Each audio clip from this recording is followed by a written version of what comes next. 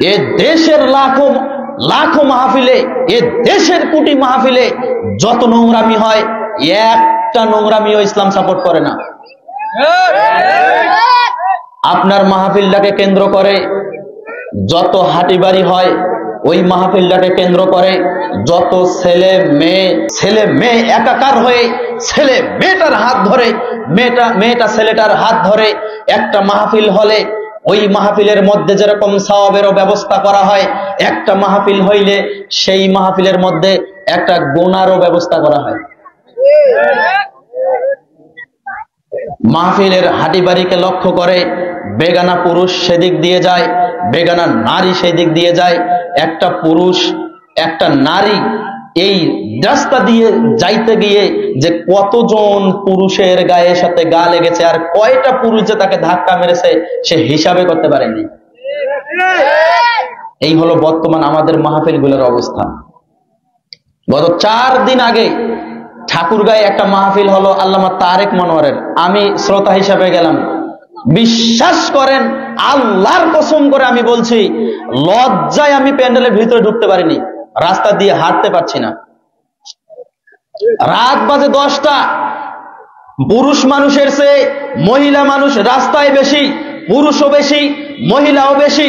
পুরুষ চলছে মহিলাও চলছে, তারা যে কিভাবে ছুটছে তারা নিজেও জানে না। মনে হচ্ছে যে ঈদের চেয়ে বড় কোনো খুশি হয়ে গিয়েছে। ঈদে যেরকম খুশি হতে হয়, এই মাহফিলটা হয়ে এর চেয়ে বেশি খুশি হয়েছে। এত নোংরামি, এই মাহফিলগুলোকে আমরা এত নোংরার একটা মঞ্চ তৈরি করে ফেলেছি যে আমরা এটা আসলে কল্পনা করতে পারি নাই। আমরা যারা বক্তব্য দিতে আসি, আমরা বিষয়টা অন্ততপক্ষে এইভাবে দেখি না। আমাদেরকে একদম এরকম করে নিয়ে এসে স্টেজে উঠানো হয়, আবার একটা সাইডের রাস্তা দিয়ে আবার স্টেজ থেকে নামিয়ে ওই জায়গায় নিয়ে যাওয়া হয়, হাঁটি বাড়ি দিয়ে আমাদেরকে নিয়ে যাওয়া হয় না। যার কারণে এই জিনিসগুলো জানি না।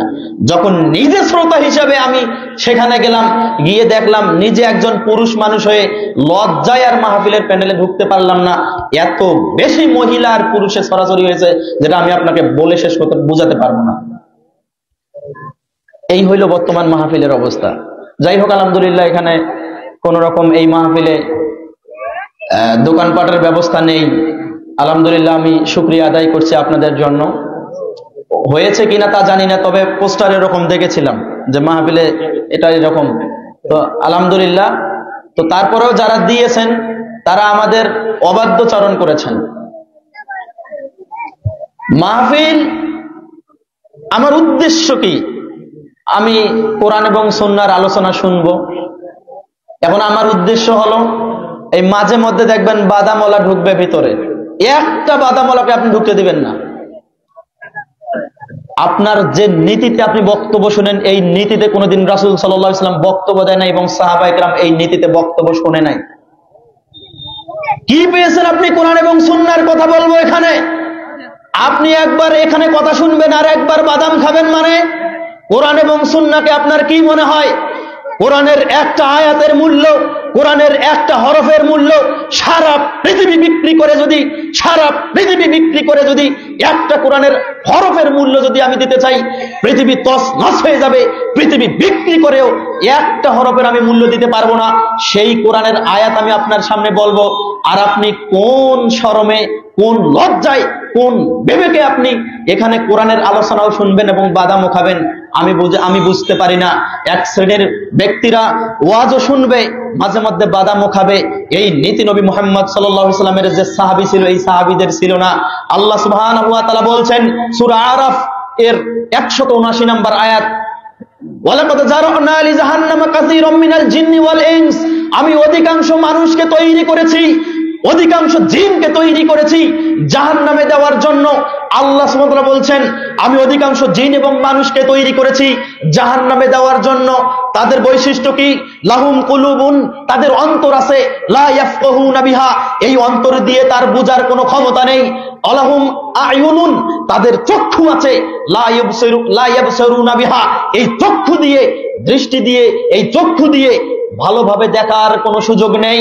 ওয়ালাহুম আযানুন, তাদের কর্ণ আছে কিন্তু এই কান দিয়ে লা ইয়াসমাউনা বিহা, এই কান দিয়ে সঠিকটা শোনে না। মানে আল্লাহ সুবহানাহু ওয়া তাআলা বলছেন অন্তর আছে কিন্তু বোঝে না, চক্ষু আছে দেখিও না দেখার ভান করে, কর্ণ আছে শুনিও না শোনার ভান করে।